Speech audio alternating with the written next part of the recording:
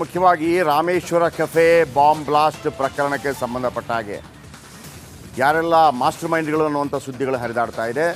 ಇದರ ಜೊತೆಗೆ ನಿಮಗೆ ಗೊತ್ತಿರಬಹುದು, ಸಾಗರದ MLA ಆಗಿರುವಂಥ ಬೇಳೂರು ಗೋಪಾಲಕೃಷ್ಣ ಒಂದು ಮಾತನ್ನು ಕೂಡ ಹೇಳಿದರು. ಇತ್ತೀಚೆಗೆ ಒಬ್ಬರನ್ನು ಬಂಧಿಸಲಾಗಿದೆ ಅಂತೇಳಿ ಇದಕ್ಕೆ ಸಂಬಂಧಪಟ್ಟ ಹಾಗೆ ಒಂದು ಸ್ಪಷ್ಟನೆಯನ್ನು ಕೂಡ ನೀಡಿದ್ದಾರೆ. ಎಸ್, ಆತ ಹಿಂದೂ ಕಾರ್ಯಕರ್ತ, ಆದರೆ ಬಂಧನ ಅಲ್ಲ, ಕೆಲವು ಮಾಹಿತಿಗಳನ್ನು ಪಡೆಯುವುದಕ್ಕೆ ಅವರನ್ನು ಸಂಪರ್ಕ ಮಾಡಿದ್ದೀವಿ ಅಂತೇಳಿ ಈಗ ಪ್ರಕರಣದಲ್ಲಿ 4ನೇ ಆರೋಪಿ ಸೇರ್ಪಡೆಯಾಗಿದ್ದಾನೆ.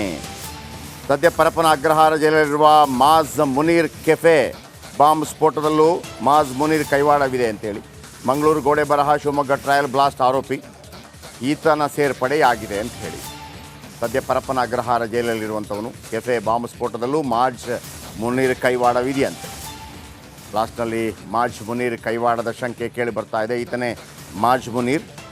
ಬ್ಲಾಸ್ಟಿಂದ ಆರೋಪಿ ಮಾಜ್ ಮುನೀರ್ ಕೈವಾಡ ಶಂಕೆ. ಮಂಗಳೂರು ಗೋಡೆ ಬರಹ ಶಿವಮೊಗ್ಗ ಟ್ರಯಲ್ ಬ್ಲಾಸ್ಟ್ ಆರೋಪಿ ಸದ್ಯ ಪರಪ್ಪನ ಅಗ್ರಹಾರ ಜೈಲಲ್ಲಿರುವ ಮಾಜ್ ಮುನೀರ್.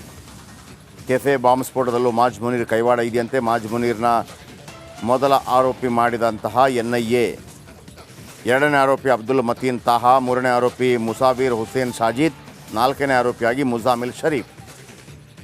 ರಾಮೇಶ್ವರ ಕೆಫೆ ಸ್ಫೋಟ ಪ್ರಕರಣದಲ್ಲಿ 3 ತೀರ್ಥಹಳ್ಳಿಯವರಿಗೆ ನಂಟಿದೆ. ಸಾಜಿಬ್ ತಾಹಾ ಬಳಿಕ ಮಾಜ್ಗೂ ಕೆಫೆ ಸ್ಫೋಟ ಸಂಬಂಧಕ್ಕೂ ಇದೀಗ 4 ಜನ ಪ್ರಕರಣಕ್ಕೆ ಸಂಬಂಧಪಟ್ಟ ಹಾಗೆ. ಇದು ರಾಮೇಶ್ವರ ಕೆಫೆ ಬ್ಲಾಸ್ಟ್ನ ಬಿಗ್ ಎಕ್ಸ್ಕ್ಲೂಸಿವ್. ಕೆಫೆ ಬ್ಲಾಸ್ಟ್ ಹಿಂದೆ ಇರುವ ಮಾಸ್ಟರ್ ಮೈಂಡ್ ಯಾರು? ಇದುವರೆಗೂ ಮುಸಾವೀರ್, ಅಬ್ದುಲ್, ಮುಜಾಮಿಲ್ ಹೆಸರಿತ್ತು. ಈಗ ಪ್ರಕರಣದಲ್ಲಿ 4ನೇ ಆರೋಪಿ ಸೇರ್ಪಡೆಯಾಗಿದ್ದಾರೆ. ಬ್ಲಾಸ್ಟ್ ಹಿಂದೆ ಆರೋಪಿ ಮಾಜ್ ಮುನೀರ್ ಕೈವಾಡವಿದೆ ಅಂಥೇಳಿ ಈ 4 ಫೋಟೋಗಳನ್ನು ನೀವು ಗಮನಿಸ್ಬೋದು. ಓಕೆ, ನಾಗರಾಜ್ ಇದೀಗ ನಮ್ಮೊಂದಿಗೆ ನೇರ ಸಂಪರ್ಕದಲ್ಲಿದ್ದಾರೆ. ನಾಗರಾಜ್, ಈಗ 4ನೇ ಆರೋಪಿ ಸೇರ್ಪಡೆ ಅಂತ ಒಂದು ಮಾತು ಬರ್ತಾ ಇದೆ. ಇದರ ನಡುವೆ ನಿನ್ನೆ ಹಿಂದೂ ಕಾರ್ಯಕರ್ತನೊಬ್ಬನನ್ನು ವಶಕ್ಕೆ ಪಡೆಯಲಾಗಿದೆ. ಅದು ವಶಕ್ಕೆ ಪಡೆದದ್ದಲ್ಲ, ಕೆಲವು ಮಾಹಿತಿ ಸಂಗ್ರಹಿಸಲಾಗ್ತಾ ಇದೆ. ಮತ್ತೊಂದು ಕಡೆ ಸಾಗರ MLA ಯಾರ್ಯಾದ್ರಾಗಿದ್ರೇನು ಎಲ್ಲರನ್ನ ಗಲ್ಲಿಗೇರಿಸಿ ಗುಂಡು ಹೊಡೀರಿ ಅಂತ ಹೇಳ್ತಾ ಇದ್ದಾರೆ. ಒಂದು ರೀತಿಯ ಕನ್ಫ್ಯೂಷನ್ ಇದೆ ನಾಗರಾಜ್. ಏನದು ಎತ್ತ? ಈಗ 4ನೇದು ಏನು? ಆಮೇಲೆ ಮತ್ತೋರ್ವ ಹಿಂದೂ ಕಾರ್ಯಕರ್ತನ ಮಾಹಿತಿಯನ್ನು ಪಡ್ಕೊಂಡಿದ್ದೇನು? ಇವೆಲ್ಲದರ ಬಗ್ಗೆ ಹೇಳೋದಿದ್ರೆ ನಮ್ಮ ವೀಕ್ಷಕರಿಗೆ.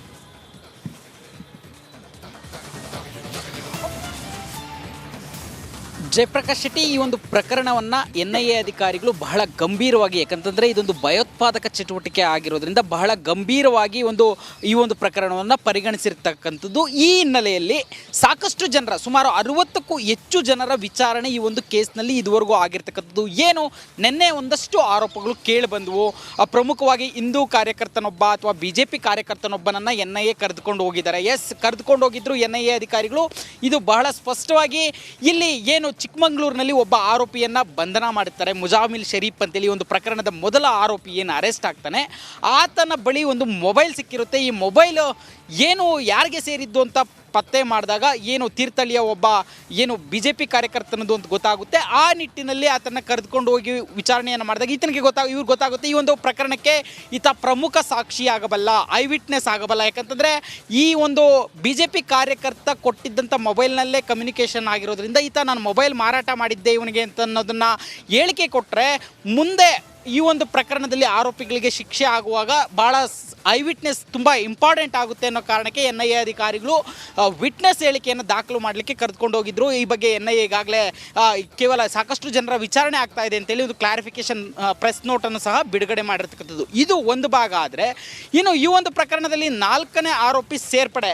ಇದುವರೆಗೂ ಪ್ರಕರಣದಲ್ಲಿ ಏನು ಬಾಂಬನ್ನು ತಂದಿಟ್ಟಂತಹ ಮುಸಾವಿರ್ ಹುಸೇನ್ ಸಾಜಿಬ್ ಜೊತೆಗೆ ಇದರ ಬಗ್ಗೆ ಕಾನ್ಸ್ಪಿರೇಟ್ ಮಾಡಿದ್ದಂಥ ಅಬ್ದುಲ್ ಮತೀನ್ ತಾಹಾ ಜೊತೆಗೆ ಇವರಿಗೆ ಲಾಜಿಸ್ಟಿಕ್ ಸಪೋರ್ಟ್ ಕೊಟ್ಟಿದ್ದಂಥ ಚಿಕ್ಕಮಗಳೂರು ಮೂಲದ ಮುಜಾಮಿಲ್ ಶರೀಫ್, ಈ 3 ಹೆಸರುಗಳಷ್ಟೇ ಇದುವರೆಗೂ ಪ್ರಕರಣದಲ್ಲಿ ಕೇಳಿ ಬರ್ತಾ ಇತ್ತು. ಆದರೆ NIA ಅಧಿಕಾರಿಗಳು ಕೋರ್ಟ್ಗೆ ಸಲ್ಲಿಸಿರ್ತಕ್ಕಂಥ ಒಂದು ರಿಮ್ಯಾಂಡ್ ಅಪ್ಲಿಕೇಶನಲ್ಲಿ ಭಾಳ ಸ್ಪಷ್ಟವಾಗಿ ಉಲ್ಲೇಖಿಸಿದ್ದಾರೆ. ಇವರು 3 ಮಾತ್ರವಲ್ಲದೆ ಏನು ಈ ಹಿಂದೆ ಮಂಗಳೂರು ಗೋಡೆ ಬರಹ ಪ್ರಕರಣ ಇರ್ಬೋದು ಅಥವಾ 2021ರ ಶಿವಮೊಗ್ಗ ಟ್ರಯಲ್ ಬ್ಲಾಸ್ಟ್ನ ಆರೋಪಿ ಮಾಜ್ ಮುನೀರ್ ಇದ್ದಾನೆ, ಆತನಿಗೂ ಈ ಒಂದು ರಾಮೇಶ್ವರ ಕೆಫೆ ಸ್ಫೋಟಕ್ಕೂ ಸಂಬಂಧ ಇದೆ. ಈತ ಸಹ ಕಾನ್ಸ್ಪಿರೇಟರ್ ಆಗಿದ್ದ ಅನ್ನೋ ಒಂದು ಮಾಹಿತಿ ಲಭ್ಯ ಆಗಿದೆ. ಈ ನಿಟ್ಟಿನಲ್ಲಿ NIA ಅಧಿಕಾರಿಗಳು ಈತನನ್ನೇ ಮೊದಲ ಆರೋಪಿ ಮಾಡಿ ಒಂದು ಕಸ್ಟಡಿಗೆ ತೆಗೆದುಕೊಂಡ ವೇಳೆ ಬಂಧನ ತೋರಿಸಿದ್ದಾರೆ ಅಂತ ಮಾಹಿತಿ ಈಗ ಲಭ್ಯ ಆಗಿರ್ತಕ್ಕಂಥದ್ದು. ಆಗಿರ್ತಕ್ಕಂಥದ್ದು. ಈ ನಿಟ್ಟಿನಲ್ಲಿ ಏನು ಒಟ್ಟು ಇದುವರೆಗೂ ಇಬ್ಬರಿದ್ದರು, ಮತ್ತಿಂತಹ ಮತ್ತು ಮುಸಾವಿರಿದ್ದರು ತೀರ್ಥಹಳ್ಳಿ ಮೂಲದವರು ಈ ಒಂದು ಸ್ಫೋಟ ಪ್ರಕರಣದಲ್ಲಿ. ಈಗ ಮಾಜ್ ಮುನೀರ್ ಸಹ ಸೇರ್ಪಡೆ ಆಗಿರೋದ್ರಿಂದ 3 ತೀರ್ಥಹಳ್ಳಿಯವರು, ಒಬ್ಬ ಚಿಕ್ಕಮಗಳೂರಿನ ಮುಜಾಮಿಲ್ ಶರೀಫ್ ಸೇರಿ ಒಟ್ಟು 4 ಜನರು ಈ ಪ್ರಕರಣದಲ್ಲಿ ಭಾಗಿಯಾಗಿರೋದ್ರ ಬಗ್ಗೆ ಸದ್ಯಕ್ಕೆ ಎನ್ಐಯಿಂದ ದೃಢೀಕರಣ ಸಿಕ್ಕಿರ್ತಕ್ಕಂಥದ್ದು. Jayaprakash Shetty. Okay, thank you ನಿಮ್ಮೆಲ್ಲ ಮಾಹಿತಿಗಾಗಿ.